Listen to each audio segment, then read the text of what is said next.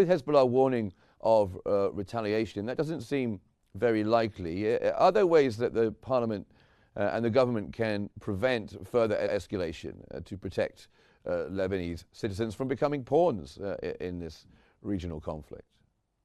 And I think the people who live in the areas where Hezbollah it has a stronghold on the community have endured the most devastating and the most destruction out of these retaliations, and they are the ones who are suffering the most from these attacks. And so we want Hezbollah to consider the livelihood and the belonging of the people, the life and the livelihoods of the people, so that, and to protect those. And this will be done only by Hezbollah turning all its weaponry and armories to the Lebanese army forces, and to stay as a political party and acting within the government because they were elected by the people, and basically to join in building a state, a strong state that withstand all these challenges that we're having around us.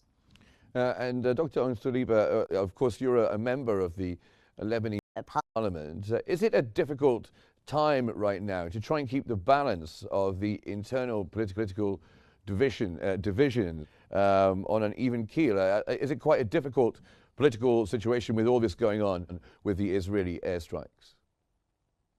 Of course, I mean, this will incur a lot of instability in the region. And then as soon as we start looking at the legislative manners and the laws that need to be implemented in order for us to pick up on the reform and on the signing all the IMF, the International Monetary Fund, so that the economy can pick up, everything that needs all of these negotiation discussions and concomitantly,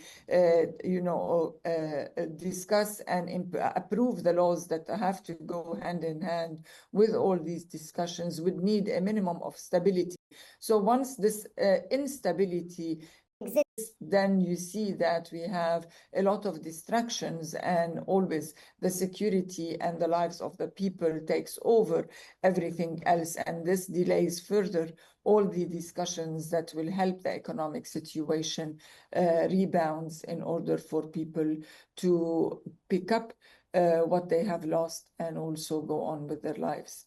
Definitely, this is not a healthy situation that will help legislators and executive body, including, I meant the cabinet, to continue on the reform and to continue on improving on the economic situation, especially that we have so much destruction and devastation that have been incurred from the war over a whole year. And we're talking about billions of dollars that we need to raise, and we need to compensate for the people so that they can regain a roof on top of their head. Now, you thank the international community for their efforts very generously, but is there more that they can be doing? What role should international actors like France, like the UN, what role should they be playing? Is there more that they could be doing to try to mediate some kind of lasting solution to this crisis?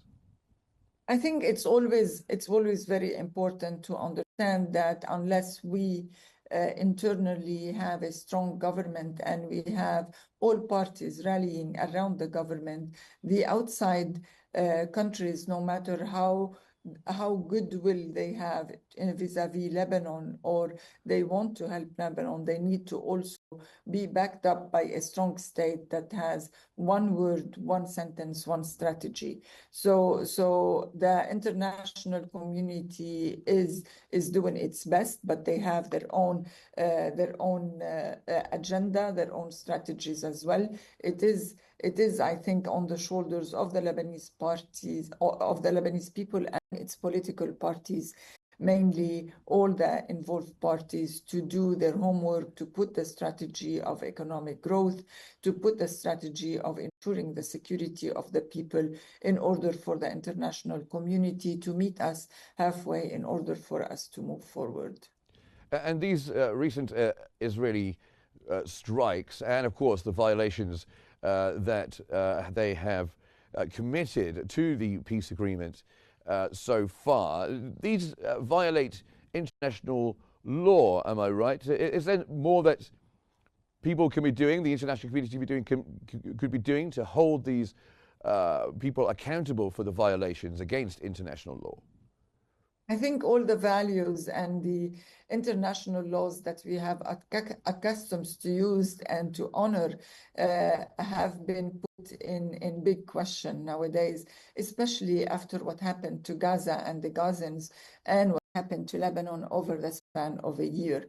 So we understand that we really tend to honor all the time the international agreements, without which the whole world becomes a chaotic environment.